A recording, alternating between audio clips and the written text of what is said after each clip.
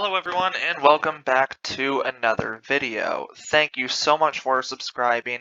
If you have done so, if you have not done so, please do consider subscribing. I appreciate it so much. You have no idea. Please do consider subscribing so I can make more videos like this.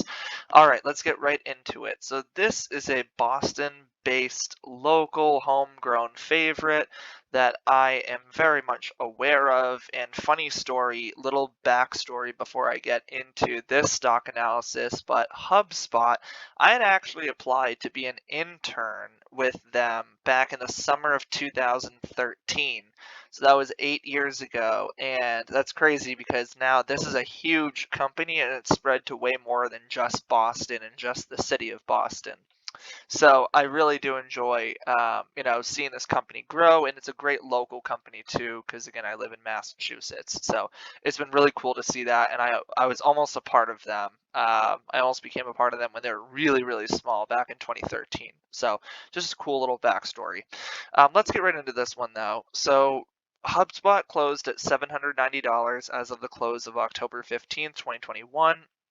And there's only about a 4% upside compared to where analysts see it could go from here.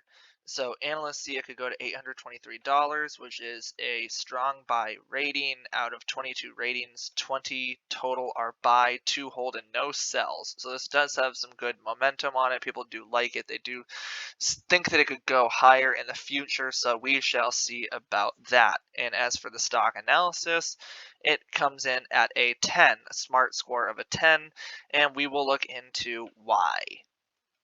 So if we look at the income statement, HubSpot as of 2020 still has not yet hit $1 billion in revenue. They've fallen short. I'm not sure where they stand in 2021, but we will definitely see. So they've had steady revenue growth though, which is really good to see, and that's what you want to see. And their total net income is they're still producing a loss. I don't really understand why or how. I don't really know how they're not profitable at this point. I'm not sure what their goal is. I know that recently they shot up to the moon because of the news that they were going to create a payments part of their arm, and that's just it's just another way of competing in the open market like they do as like a marketing software kind of thing.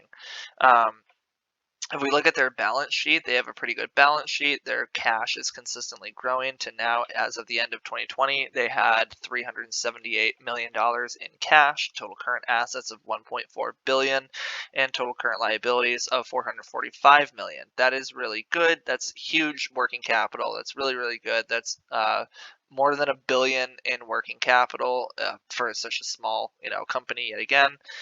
Total long-term debt, that's not really what we want to see. It is growing, $471 million. That should be zero. I don't really understand why you'd even have any debt if you're HubSpot. Not really sure what kind of loans those include or what kind of debt they financed to get that, but either way. And then total liabilities is $1.2 billion, total assets is $1.9 billion. So again, that's not bad. They have some strong assets, and as long as it's more than their total liabilities.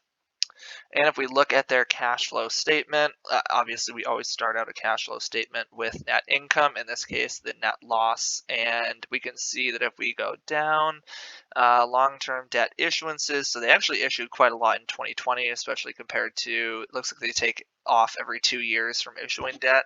And in 2020 they issued $813 million, but then they repaid $336 million. Not really sure what's going on here. Again, this must be like trying to close out old debt, and then there's just reissuing new debt on top of it, and it doesn't look like they do this very often. They especially don't issue long-term debt very often, but then they pay back a small amount up until 2020 when they decided, again, for whatever reason, to spend $336 million.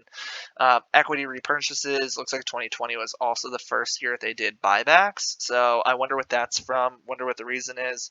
I'm sure that has driven its stock price to get into the 700s like it has, on top of normal financial news. So that's just really interesting to see.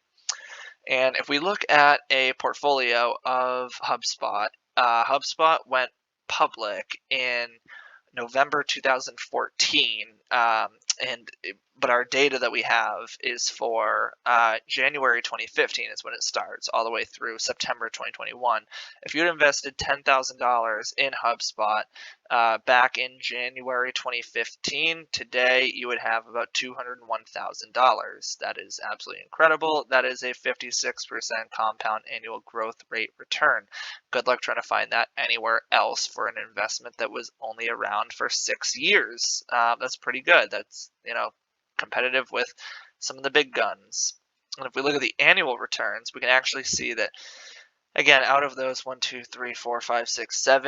years, like I said, that their total negative return was just in 2016, and it was just 16% below. So it has skyrocketed ever since, and I don't see it slowing down anytime soon. I'm not sure if they own anything else or what other proprietary software is included in HubSpot, but either way, I think that this is a great local hometown favorite, and you should check it out too if you like these fundamentals. I've not invested in it, but maybe I will consider it after my own video. So anyway, hope you guys like this video, and I'll see you soon.